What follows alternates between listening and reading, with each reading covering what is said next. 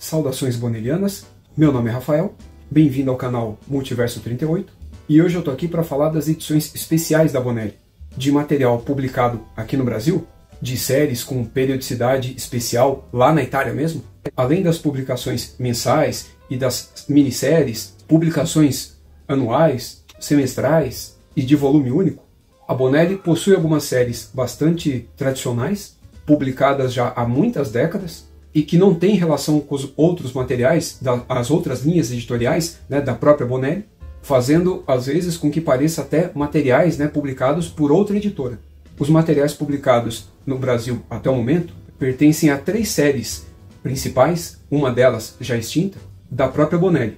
Conforme eu vou mostrando e falando dos materiais, eu detalho de qual série ela pertence. E já adianto que eu não vou seguir a ordem de publicação nem lá da Itália e nem aqui do Brasil.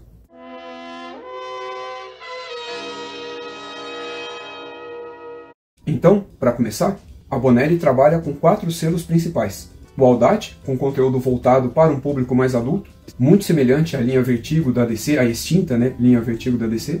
Depois a gente tem a Leistor, que é a mais popular e longeva até então, e ela, por sua vez, é dividida em 2 etapas, né, de publicação. Do número 1 ao 100, a gente tem ali só publicações inéditas e experimentais, praticamente. Eu acho que essa é a melhor forma de definir e categorizar essa linha editorial da Bonelli.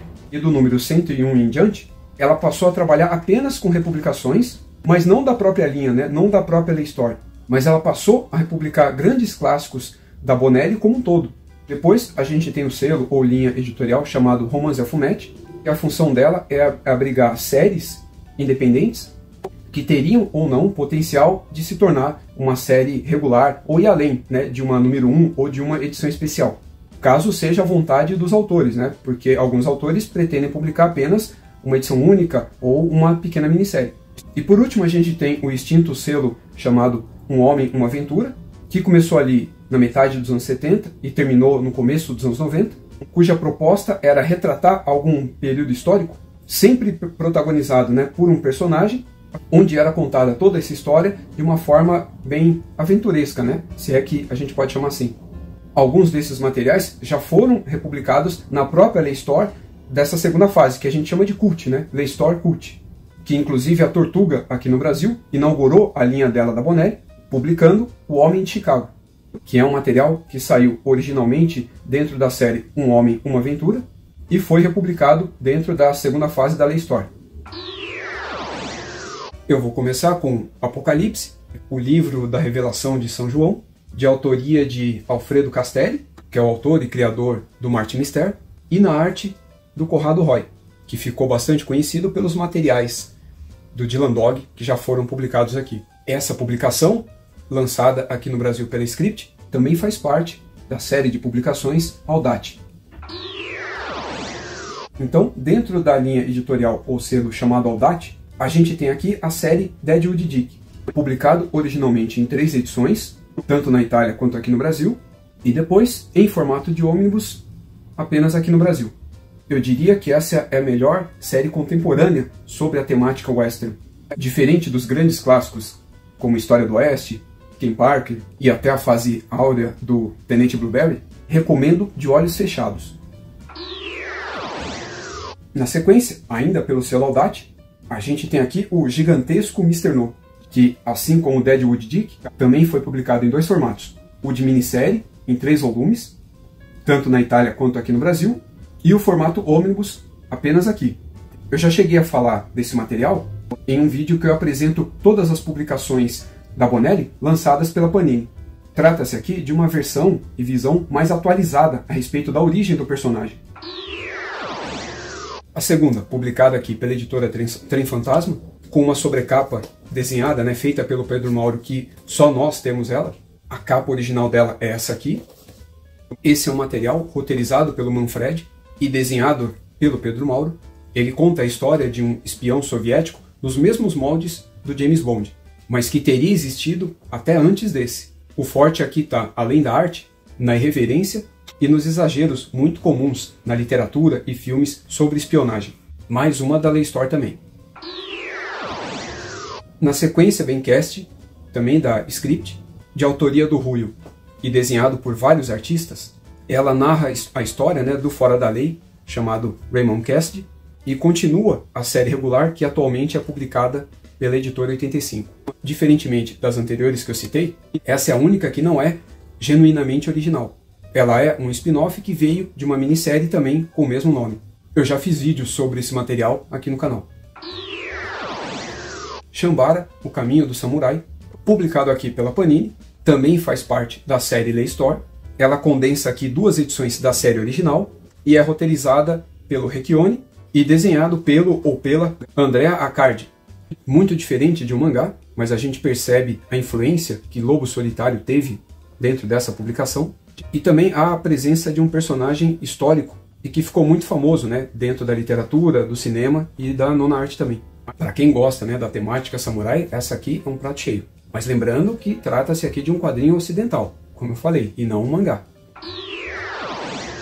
Na sequência vem Fator Z, também da Script, também faz parte da série Lei Store, e o tema aqui é Apocalipse Zumbi, mas contado de uma forma assim um pouco diferente daquela que a gente está habituada. Mas a inspiração direta aqui não tem como negar. A gente percebe aqui tanto a presença de Walking Dead, quanto a do Silvio Romero aqui. De autoria do Gualdoni e desenhado pelo Bianchini, o foco aqui está na arte, né, preto e branco, com esse sombreado, né, a um tom de cinza, e na narrativa frenética, digna aí dos melhores momentos, né, do Walking Dead, com toda a violência e tragédia que fez a série do Kirkman tão popular. Também é uma série, né, original da Lei Store de edição única. Lavender, também da Script, também pertencente à série Lei Store, só que essa tem um diferencial que desde a primeira edição, da origem dela, se eu não me engano, ela tem um formato diferenciado, tanto na questão da capa dura e na colorização, porque foi um material, na origem, já pensado para as livrarias, mas não deixa de pertencer à mesma série que as anteriores que eu citei. Esse material foi inteiramente produzido pelo Bevilacqua. Roteiro, desenho, colorização, capa, tudo. Como eu já cheguei a comentar no vídeo das 5 melhores publicações da Script, esse é um material que a gente tem que tomar muito cuidado ao falar dele. Porque qualquer spoiler, o mínimo que seja, pode revelar todo o segredo aqui por trás da história. De toda, é a mais diferenciada pela temática, pelas cores e pela arte também. Sangue e Gelo, publicado aqui pela Trem Fantasma, também pertence à série Lei Store, de autoria de Tito Farati e desenhado pelo Frizenda. A gente tem aqui uma história de terror que acontece numa guerra travada ali no século XIX por soldados russos e franceses. Essas batalhas ainda são resquícios, né, das guerras napoleônicas. O ponto forte aqui, além do roteiro, ele está na arte, por ser apresentada de 2 formas. Uma que se passaria no presente, pelo menos é o que a gente acredita, e a outra se passa no passado, que é onde vemos toda a narrativa, né, do que realmente aconteceu na história. Mas assim como o Lavender, o pouco que for revelado aqui pode estragar a experiência do leitor, já que as coisas que acontecem do meio para o fim são bastante reveladoras. Essa daqui tá entre as minhas preferidas. Tipo, top 2, 3, ainda não pensei direito, né, qual viria antes dessa, se houver uma. E para fechar, esse gigantesco monolith aqui, publicado também pela Panini, só que essa não pertence à Lei Store, e sim à série Romance a Fumetti, bastante popular lá na Itália, mesmo sem ter uma periodicidade ali definida. De autoria de Rekione e Uzeu, e desenhada por um artista que se identifica pelas letras LRNZ, trata-se aqui de uma história de terror. Na verdade, é um thriller psicológico que também é bastante focado na ação. Então fica até difícil definir o que ele realmente é. É uma narrativa extremamente ágil, focada na técnica cinematográfica mesmo, né, de contar história, de compor as cenas. E além do roteiro, quem brilha muito aqui é a arte. Tanto o desenho quanto a colorização são os grandes diferenciais por retratar momentos aqui icônicos, que só poderia ser feito, né, para os quadrinhos, porque transita entre vários estilos e recheado aqui de várias splash pages. Recomendo muito esse material também e vale um review, hein? Fica aí a dica para vocês. Bom, esse é todo o material que eu tenho aqui para mostrar relacionado aí às séries, né, alternativas ou não da própria Bonelli. Apesar da quantidade que eu mostrei, eu não tenho todos, né, de nenhuma dessas séries que eu cheguei a mencionar. Por exemplo, o da Script Ainda me falta o Napoleone, que também, assim como Cassidy, trata-se de um spin-off inspirado na minissérie original feita pelo Ambrosini, tanto o roteiro quanto a arte, que também vai ser publicado, né, aqui pela Script em mais de uma edição. E também não tenho as Lay Store publicadas pela editora Tortuga via Catarse, não tenho nenhuma delas. E eu também não tenho a Lay Store publicado ali pela editora Red Dragon, chamada de Sangue dos Mortais.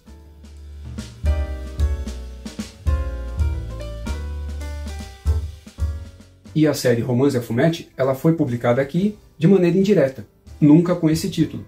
Essa é uma série que deu origem a várias séries regulares da própria Bonelli, depois de ter tido uma primeira série, uma primeira edição ali de teste, que foi o caso do Dragoneiro, que começou dentro dessa série. A nossa número 0, publicado pela Mitos, corresponde a Dragoneiro, que saiu dentro da série Romance a Fumette, antes de virar uma série regular lá na Itália mesmo. Dentro dessa série aí, a gente pode citar também a Tex Graphic Novel, que ela possui esse nome só aqui no Brasil. Essa série colorida do Tex também é originária de lá.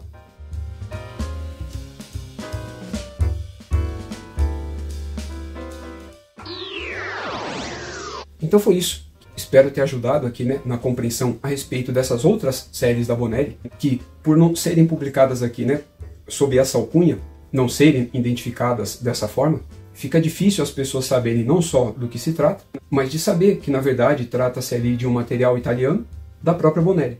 Gostou de um desses materiais? Quer ver um review específico de algum deles? Tirando do cast que já foi feito aqui? Eu vou criar uma enquete no próprio YouTube, elencando aí os materiais, para vocês escolherem a ordem de publicação dos reviews. Então foi isso, um grande abraço e até o próximo vídeo.